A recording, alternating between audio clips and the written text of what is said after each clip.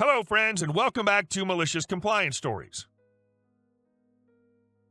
Wow. Just wow. I mean, you've done more than most people would in that situation, and she just gets angry. It's maddening when you do your stinking best and get rewarded with a crap storm. Putting away delivery takes top priority, no matter what. A while back, I worked at a fantastic Midwestern gas station in the town that I live in. They were pretty short-staffed when I applied, and I was kind of desperate for a job, so I was really excited when I joined even part-time. I learned the ropes pretty quickly, as there really wasn't too much that differed from previous jobs I've held. My boss, we'll call her Helga because it's such an ugly name, constantly complimented me on how well I was doing so quickly. It made me feel great. So after this, an opportunity for a full-time position became available, overnights, not ideal, but full-time. I quickly accepted and began that training immediately. I was trained partly by the assistant manager, who we'll call Brad. Brad had been at the store for a few years and showed me a few tips and tricks to make the nightly routine go by much quicker. The routine was pretty much the same every night. General cleaning of store, deep cleaning of food/drink makers, restocking, and making breakfast in the morning hours. The only difference came on the delivery nights, which were twice a week. Now, on the overnights, usually only one person is on. On delivery nights, however, a second worker would come in partway through the shift to specifically help with putting the items away so that other work could still be done in a timely manner. Brad was usually that guy. The first few weeks went smooth as butter. On delivery night, however, Brad was sick and no one could cover for him. Not a problem, I thought. I could just do as much of the delivery as possible while still managing to get my other duties done. I managed to get through a good 85% of it, mostly the cold goods and things that needed to be put in the refrigerator and freezer. The remaining items were placed neatly at the end of the food island and out of the way of any customers. I finished my morning duties and waited for my relief. I felt good about what I'd done and figured Helga would see my effort and feel the same way. No, I was wrong. Immediately upon entering the store, Helga saw the item still sitting on the floor at the end of the island. She didn't initially say anything, so I didn't think much of it. I waited the last few minutes to clock out and went over to the computer to do so. As I'm about to leave, Helga stops me and pulls me aside. She asks me why hadn't the delivery been put away as usual. I explained to her that Brad had not been in the night before to assist me with the delivery and that I still wanted to be able to finish my other nightly duties.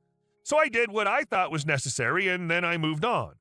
I explained to her that if I hadn't stopped when I did, that morning food would not have been prepared and the next shift would be slammed making food, trying to get out basic stuff along with special orders that inevitably came in every morning. She looked at me for a moment before going on a tangent about how delivery is the most important thing to worry about and how I was wrong for doing what I did. I was taken aback because I really thought I'd done right, but apparently not. She concluded with, "Next time, finish putting the delivery away before anything else."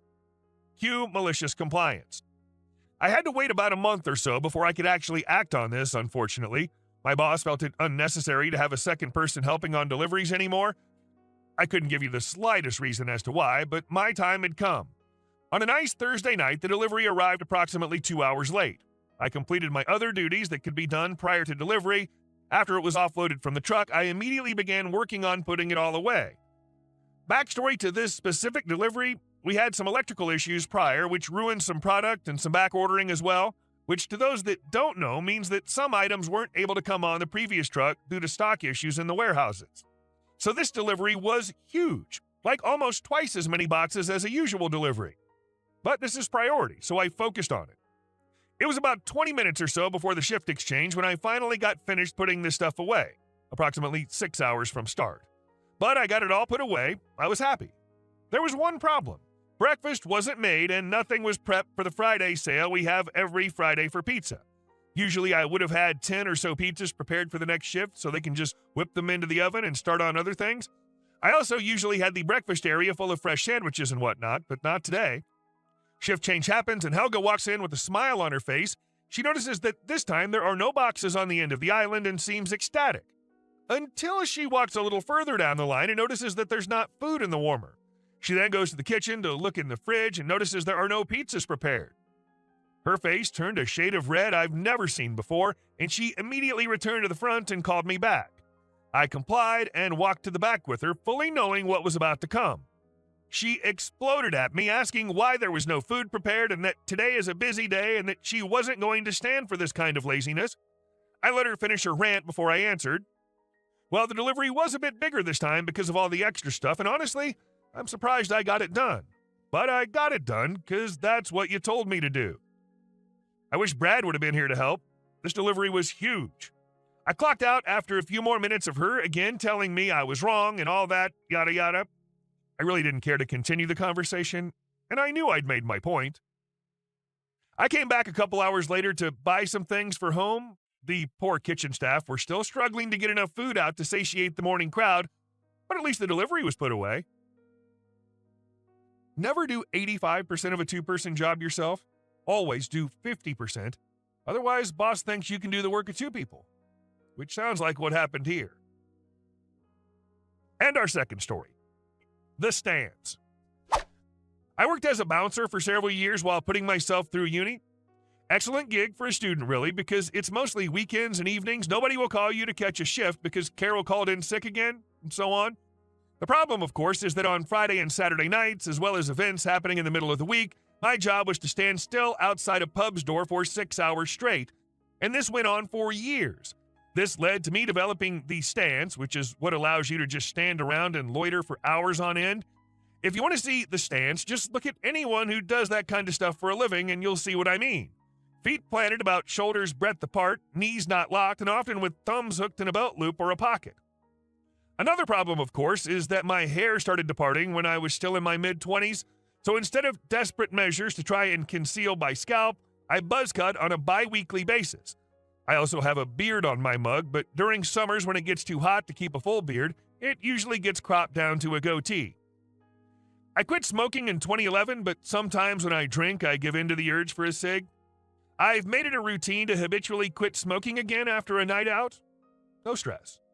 My workmates at the last place I worked liked to go out for payday beers first Friday after getting paid for the month. It tended to be a real good affair. Right from work on Friday, first going for a bite to eat somewhere and then drinks.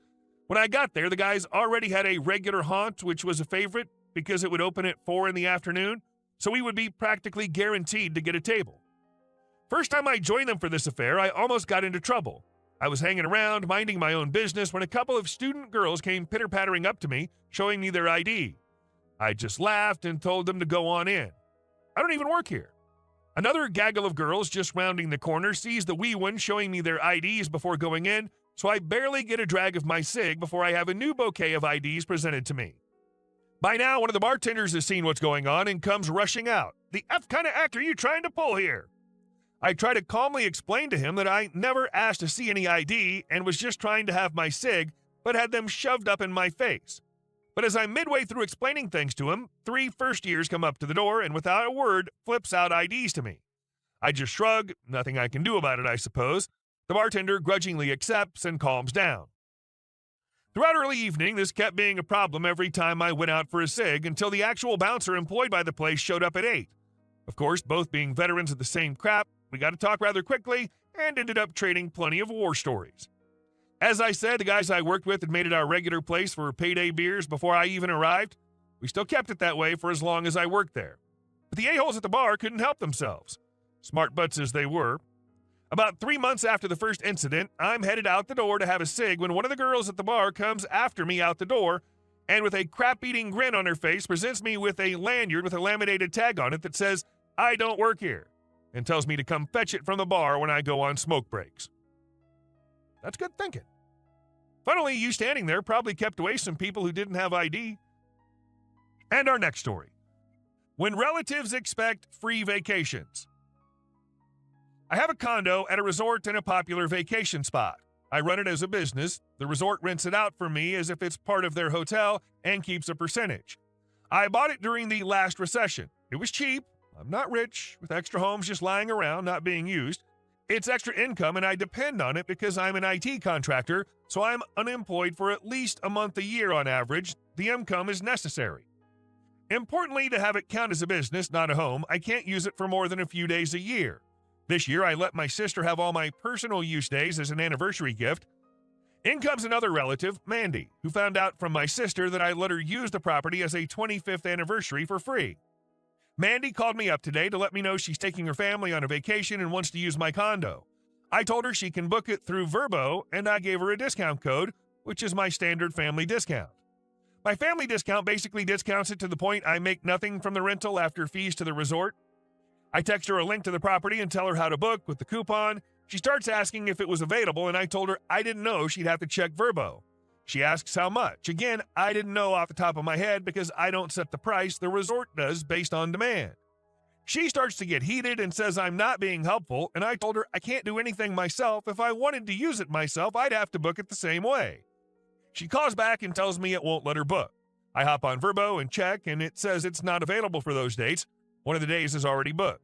She asks if I can cancel it. I said no because I don't manage it, and I'd have to pay full price for the person to stay somewhere else in the resort. She's upset, I can tell, but changes the dates. The day that was booked was at the end of her stay. Then she sees the price and calls me back upset that it would be about $2,500 US. I told her that's the best I can do. She asked why it isn't free, and I said it's a resort, and part of that is $15 a day per person per day, and she has 5 people staying for 12 days. That's $900 US. Then there's a $300 cleaning fee, and I have to pay taxes and fees on the rental, which is most of the rest. She gets mad and asks why she can't use it for free like my sister. She said some choice words about me being greedy and try to ruin their vacation. I was done at this point and told her straight up that she has to pay because she's a cousin, not my sister. It's not her 25th anniversary, and I didn't have to give you anything since this is the first time she's called in 3 years and only to ask for a handout. And our last story. We beat the HOA. Not me, but my parents. After living in our home for about 7 years, my parents decided to get an in-ground pool. I lived in middle-class suburbia where everything was about one-upping your neighbors, so no one in my neighborhood, in which all the lots except ours were incapable of having a pool due to various logistical issues, was pleased, especially our neighbors to the right.